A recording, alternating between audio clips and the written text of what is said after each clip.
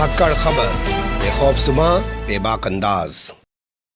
धाकड़ खबर के news room से मैं आपके साथ हूं अकरम रईस खान। भोपाल में भारतीय जनता पार्टी के ऑफिस के ठीक सामने फिर से एक बार पोस्टर लगा दिया गया है कि कहां गायब हैं प्रज्ञा सिंह ठाकुर, यानी कि भोपाल की एमपी यानी कि सांसद।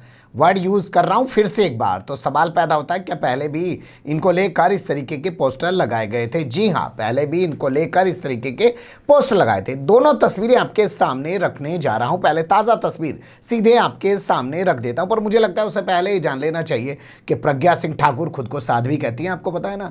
ठीक उसी तरीके से जैसे आदित्यनाथ योगी खुद को योगी कहते हैं, और जब वीडियो वायरल हो जाता है एएनआई के कैमरामैन को गाली देते हुए, तो लोग सवाल उठाने लग जाते हैं कि ये कैसे योगी हैं और वो कैसी साध्वी हैं जो आतंकवाद के मामले में आरोपी हैं। बता दें आपको 2008 में मालेगांव में मस्जिद के बाहर ब्लास्ट हुआ था जुमे के दिन। वहां पे कई सारे लोगों की मौत हो गई थी। उस मामले में प्रज्ञा सिंह ठाकुर आरोपी थी। काफी लंबे समय तक वो इस पूरे मामले में जेल में रही है। महाराष्ट्र एटीएस ने उनको गिरफ्तार किया था, लेकिन फिर आरएसएस की तरफ से बताया गया कि इशारा हो गया।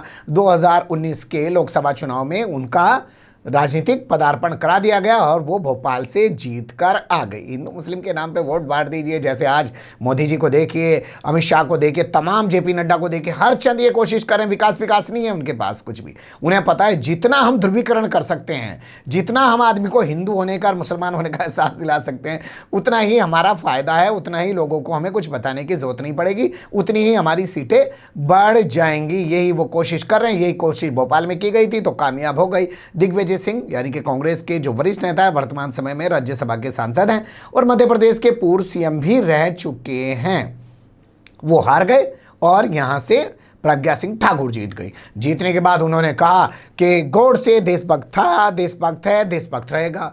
लोगों ने सवाल पूछ लिया, हालांकि इंटरव्यू तो करते नहीं हैं प्रधानमंत्री नरेंद्र मोदी, लेकिन अपने चहेतों का तो कर ही देते हैं। कह दिया कि मैं प्रज्ञा को कभी माफ नहीं करूंगा। लेकिन फिर भी प्रज्ञा सिंह ठाकुर उनके सामने आके या उनके अगल बगल में जिस तरफ सत्ता पक्ष के लोग बैठते हैं, संसद में बैठती हैं और आज तक उनका वो सिलसिला बदस्तूर जारी है। पता नहीं ये कौन से मन से माफ़ करते हैं या नहीं करते हैं, वो जाने, उनका मन जाने, उनका माफ़ करने का तरीका जाने। तो ये पोस्टर अब आपके सामने देखिए। ताज़ा खबर के मुताबिक जो अखबारों में आजकल छपी है भोपाल के 16 अप्रैल की खबर है। मैं तो 18 तारीख को रख रहा हूँ जी आपके सामने। ऐसे खुश मत होना कि ब्रेकिंग न्यूज़ है, क्योंकि भोंपू मीडिया का दलाल चैटो कर देंगे पत्रकार तो होनी कि 4 दिन पुरानी खबर कोई ब्रेकिंग न्यूज़, ब्रेकिंग। अरे रुक जाना यार, 4 दिन पुरानी खबर बता रहा, ब्रेकिंग न्यूज़ में चल रहा। तुझे पता ब्रेकिंग न्यूज़ किसे कहें? खैर जाने दो, उन्हें तो जो स्क्रिप्ट मिलती है उसी पे बोलते हैं। अगर उन्हें कोई चमत्कार का बलात्कार लिख के दे दे या बलात्कार का चमत्कार लिख के दे दे, वो ठीक वही काम करेंगे जो 3 इडियट फिल्म के अंदर हुआ था। या तेल लगाना, समझे, एक स्टेट है तेलंगाना, अगर उनको लिख के दे दे तेल लगाना तो तेल लगाना ही पड़ देंगे उसको। खैर जाने दीजिए, उनका क्यों तारीफ करें, उनका क्यों जिक्र करें। तो ये पोस्टर लगा दिया गया है। इस पोस्टर पर लिखा गया है कि भोपाल में स्वास्थ्य सेवाएं हो चुकी हैं ध्वस्त, जिसे आपने चुना था वो सांसद कहीं है मस्त। मेडिकल विंग एनएसयूआई यानी कि कांग्रेस का छात्र संगठन है, उसकी तरफ से पोस्टर लगाया गया है। पोस्टर के दावे के मुताबिक हम लोग भी कह सकते हैं कि एनएसयूआई का जो मेडिकल विंग है उसकी तरफ से पोस्टर लगाए गए हैं। ये पोस्टर अकेले यहीं भारतीय जनता पार्टी के ऑफिस के सामने ही नहीं लगाए गए, पूरे भोपाल शहर में लगाए गए हैं कि सांसद गायब है। साथ ही एक दिलचस्प लाइन और लिखी गई है कि जो भी सांसद का पता लाएगा, ढूंढ के लाएगा, यानी कि वो लापता हैं, उनकी खैर खबर देगा, उसको उचित इनाम भी दिया जाएगा। ये एनएसयूआई ने ऐलान कर दिया है। इस पूरे मामले को लेकर भारतीय जनता पार्टी की तरफ से किसी तरीके का कोई रिएक्शन अभी नहीं आया। हमने सर्च करने की कोशिश की, जब मैं खबर रिकॉर्ड कर रहा हूँ तब तक तो कोई रिएक्शन नहीं आया। अब बता देते हैं पिछले साल की तस्वीर। ये कोरोना के दौर में उभर रही है, पिछले साल भी कोरोना के दौर में ये तस्वीर उभरी थी। तब एनएसयूआई के छात्रों ने पोस्टर लगा दिया था और इसी तरीके का पोस्टर लगाया था कि जो प्रज्ञा सिंह ठाकुर हैं, भोपाल की सांसद हैं, वो लापता हैं। उसके बाद भारतीय जनता पार्टी के लोगों ने अपना रिएक्शन दिया था कि उनका दिल्ली के एम्स में इलाज चल रहा है, लेकिन इस बार तो इलाज की बात भी नहीं कर रहे हैं। जानते हैं क्यों? क्योंकि अब वर्तमान समय में स्थिति ये बन गई है कि भोपाल के जितने विधायक हैं उन पे हुक्म चलाना चाहती हैं प्रज्ञा सिंह ठाकुर। वो उनके हुक्म में आना नहीं चाहते हैं क्योंकि शिवराज सिंह के हुक्म के ताबे चलना चाहते हैं।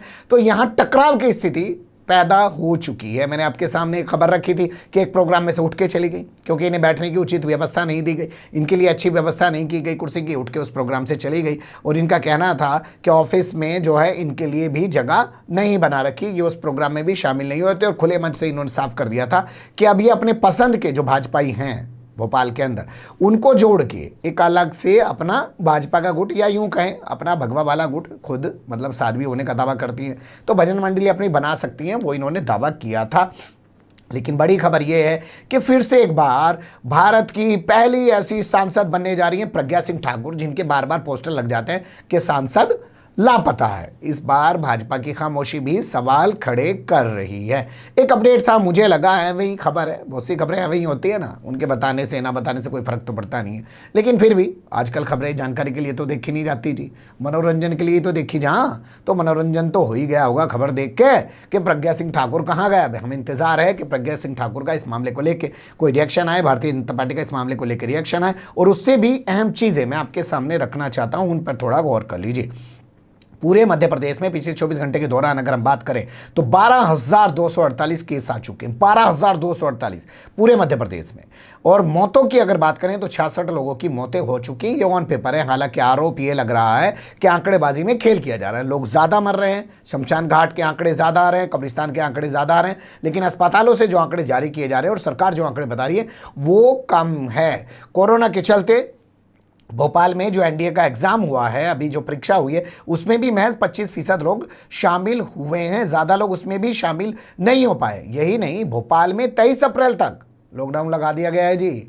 बावजूद इसके अगर यहाँ की सांसद गायब हैं और बीजेपी से उनका 36 का आंकड़ा चल रहा है और विपक्षी पार्टियां उनके पोस्टर लगा रही हैं, तो सवाल तो खड़े होते हैं कि वाकई में क्या वोट डालते हुए भोपाल के लोगों ने सोचा समझा था कि किसको वोट दे रहे हैं, या हिंदू मुसलमान के नाम पर वोट दे दिया, अरे सांसद तो हमारा हिंदू बनी गया, विकास करे ना करे, कुछ हो ना हो, उसे जनता की परवाह हो ना हो, इस सबसे कोई फर्क पड़ता नहीं है। ये खबर उभर रही थी, मुझे लगा कि आपको रूबरू कराया जाए। बने रहिएगा धाकड़ खबर के साथ। फिलहाल कमेंट्स के रूप में आप लोग अपनी राय दे सकते हैं, खबर को लाइक कर सकते हैं, चैनल को सब्सक्राइब कर सकते हैं और ज़्यादा से ज़्यादा हमारी खबरों को शेयर कर सकते हैं। फिर ऐसे ही किसी सुलगते हुए या उलझते मुद्दे लेकर मैं आपके सामने हूँगा हाजिर। फिलहाल अभी मुझे दे इजाज़त।